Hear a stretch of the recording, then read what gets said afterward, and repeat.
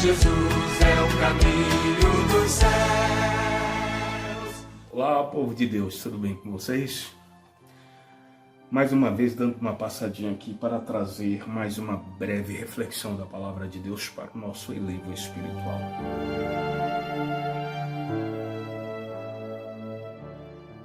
Deus trouxe ao meu coração uma palavra e eu quero compartilhar com vocês.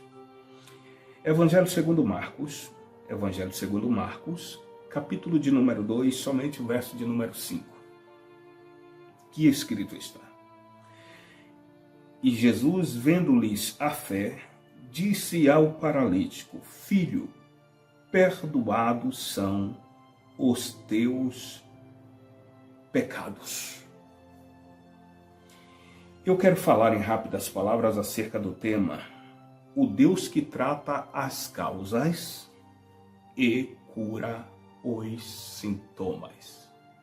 Repete comigo: o Deus que trata as causas e cura os sintomas. A medicina moderna, ela tem o costume de curar os sintomas. Muito dificilmente chega à causa da enfermidade, porque sempre nos dá um paliativo quando chegamos em um posto médico, em uma unidade de saúde ou em um hospital, com algum tipo de sintomas que eles às vezes vão fazer um exame para procurar a causa. E isso é algo muito superficial, porque é de ordem física. No texto que nós lemos, nos deixa curioso quando Jesus está em Cafarnaum, e ele já entrou em Cafarnaum produzindo diversos milagres. Capítulo de número 2 em diante nos mostra que, ao sair da Judeia e ir em direção a Cafarnaum, o Senhor já entra produzindo dois tipos de cura. Um endemoniado cruza o seu caminho e o Senhor traz duas curas, uma cura física e uma cura espiritual. Porque aquele homem carregava uma enfermidade no seu corpo, produzido pelos tombos que o demônio, quando possuía a sua vida, lhe dava. Logo após, o Senhor produz mais 3 curas, quando ele tem um encontro com a sogra de Simão Pedro, que estava enferma, e o Senhor traz uma cura física, uma cura espiritual e uma cura psicológica. Depois dali, antes dele chegar ao ponto em que ele iria trazer um grande sermão para o povo, ele tem um encontro com um homem que tinha também 2 tipos de enfermidades muito latentes. Era um leproso, que ele traz a cura física e a cura espiritual, porque além da cura, ele foi salvo. O Senhor trouxe-lhe a redenção. Quando ele entra na casa em que ele estava, a Bíblia diz que uma grande multidão cercou a casa. A entrada, ninguém passava por ela porque não tinha espaço. E a multidão era tão grande, querendo saber quem era esse revolucionário pregador. Quem era este Jesus que por onde passava, pregava, ensinava, transformava, libertava e curava? Logo 4 homens interessados em ver a cura de um amigo, que era paralítico, improvisaram uma maca, um leito, como a Bíblia chama, e levaram este homem em direção à casa em que Jesus estava. Só que eles procuravam um espaço para se aproximar de Cristo e levar aquele homem a Cristo, e eles não o encontravam. Eles subiram em um alpendre lateral, chegaram até o teto da casa, abriram um espaço e desceram o leito pelo telhado. Jesus olha a atitude daqueles 4 homens e enxergou neles uma fé que em poucos ele tinha visto. E olhando para o paralítico que estava naquele leito, logo na sua onisciência, ele identifica a causa da enfermidade daquele homem. todos esperavam ouvir a seguinte frase dos lábios de Jesus: levanta e anda, seja curado. Pelo contrário, Jesus olha para aquele homem que estava paralítico, ele diz: filho, perdoados são os teus pecados. Todos que ali estavam esperavam Jesus lançar uma palavra de cura. Em primeira instância, ele lança uma palavra de perdão. Isso nos faz entender que a enfermidade daquele homem tinha uma causa muito séria. A causa da enfermidade dele era o pecado.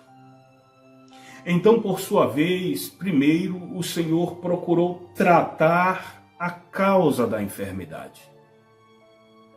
Por outro lado, o Senhor trata a causa e depois da causa ele cura o sintoma. A causa da paralisia era o pecado. O sintoma era a paralisia. Mas o Senhor nunca faz a sua obra pela metade. Aquele homem precisava de uma cura física, mas também de uma cura espiritual. O Senhor precisava libertá-lo daquilo que estava causando os danos em sua vida. Quando o Senhor lança ali a palavra: filho, perdoados estão os teus pecados, havia um grupo seleto, também dentro da casa, que não estavam ali ouvindo Jesus porque eram simpatizantes da sua mensagem ou porque credibilizavam os seus sermões.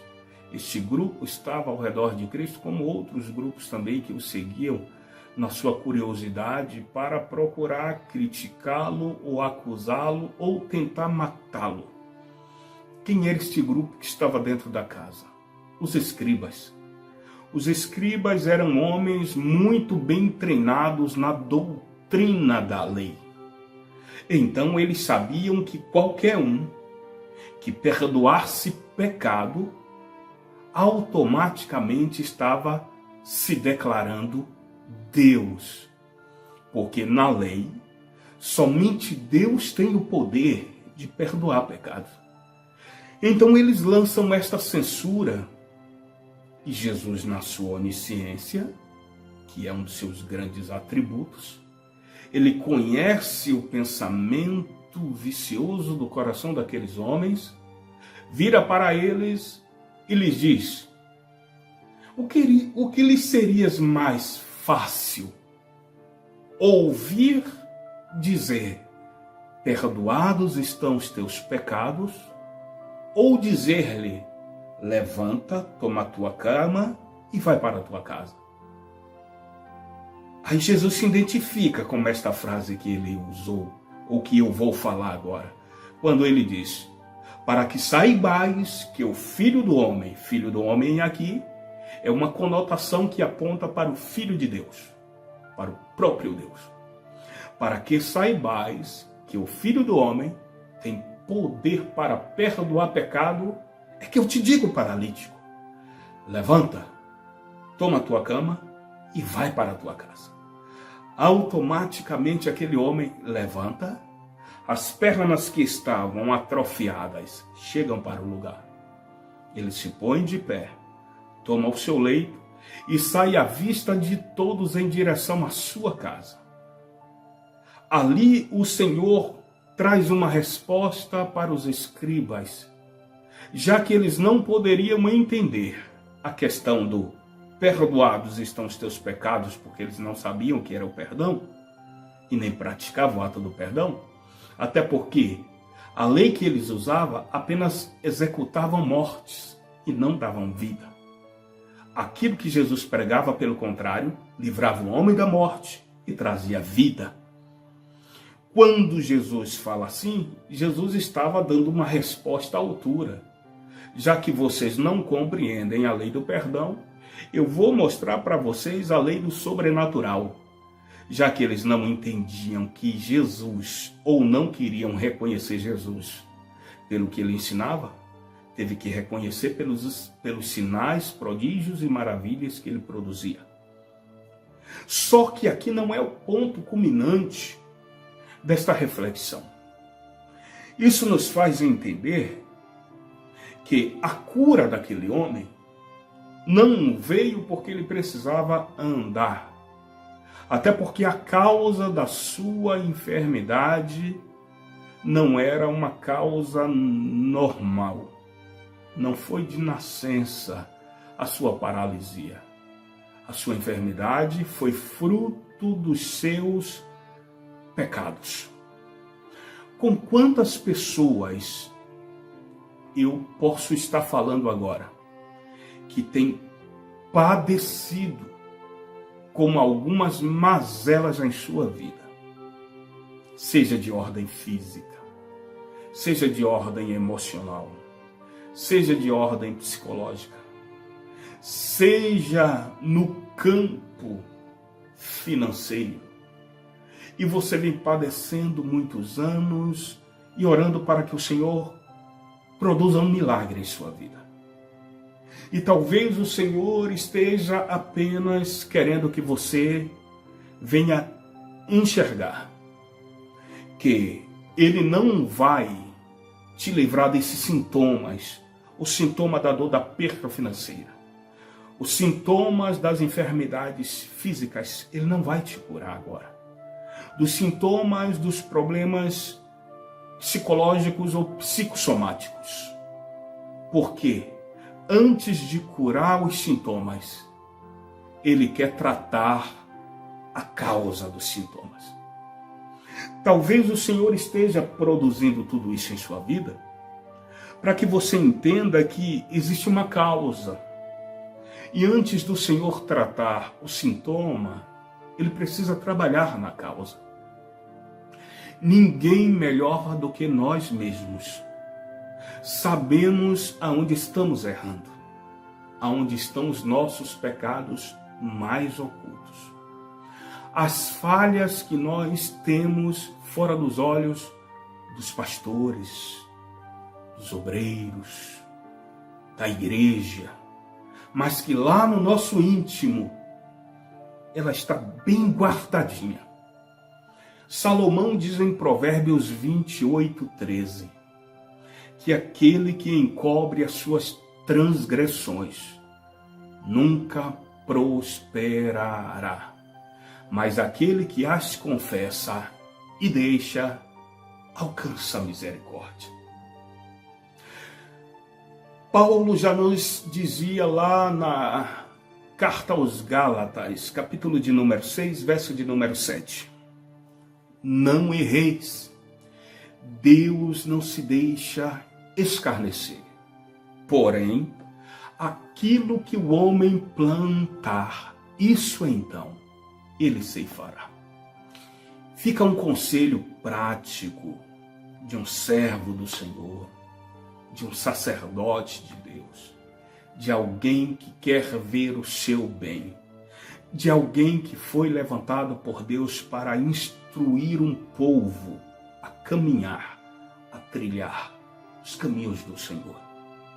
E quando nós trilhamos os caminhos do Senhor, vivendo segundo a sua palavra, nós vamos atrair para nós as bênçãos de Deus sem precisar de muito esforço, sem precisar desses cultos pirotécnicos que nós estamos vendo por aí, fogo que ninguém sabe de onde está vindo, menos da palavra e do Espírito Santo.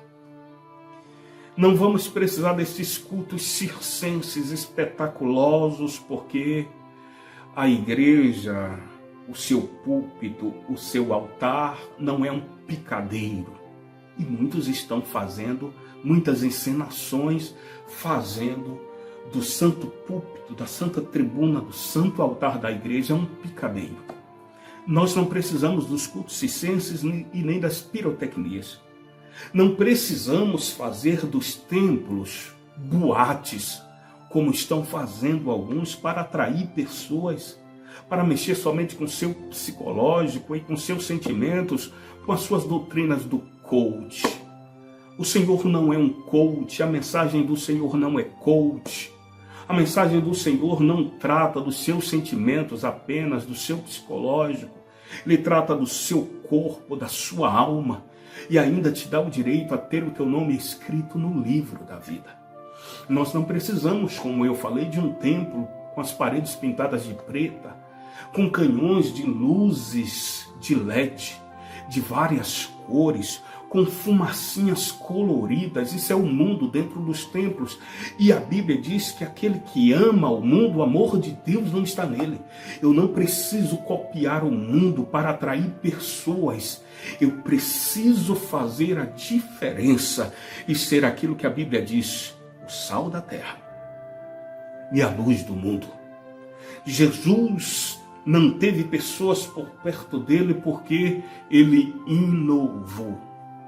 Nós não precisamos de inovação, nós precisamos de transformação, de voltar aos princípios. O Senhor quer curar a sua vida, os sintomas do pecado que está em nós, mas antes ele precisa tratar a causa. Permita-se hoje ser tratado para ser curado. Não adianta eu colocar uma pomadinha por cima de uma enfermidade que está infeccionada sem antes tomar um antibiótico. Não vai funcionar. A palavra de Deus é suficientemente poderosa para tratar as nossas causas e curar os sintomas que nos apartam de Deus e da sua presença. Quer as bênçãos de Deus? Corra para os braços do Senhor. Ele quer tratar as tuas causas. Ele quer curar os sintomas que te levam à perdição eterna. Eu quero orar com você.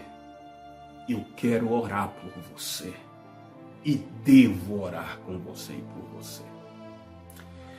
Bendito Deus, Pai eterno e santo que está nos céus.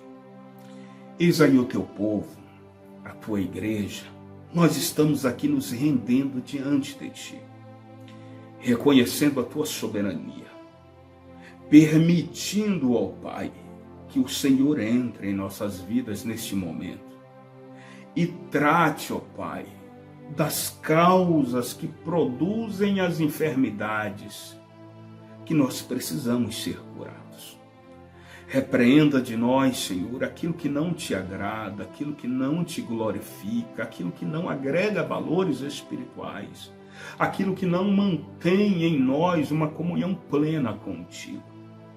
Nos permita, Senhor, ter uma nova oportunidade da tua parte, para que em tudo seja o nome do Senhor glorificado e que o mundo veja essa transformação, que o mundo enxergue em nós o brilho do teu Espírito e que vidas sejam edificadas através de nós, para que possamos ter o real e verdadeiro sentimento que estamos cumprindo o teu ID. Deus, nós te agradecemos. A palavra é gratidão por todos os teus feitos e pelas riquíssimas oportunidades que nós temos, embora não a mereçamos. Muito obrigado, Senhor, por ter falado conosco, por ter nos despertado, por ter revelado a nós a tua boa, perfeita e agradável vontade. Amém. Queridos, que Deus em Cristo vos abençoe. Até a próxima, se assim for da vontade de Deus. Um abração para todos.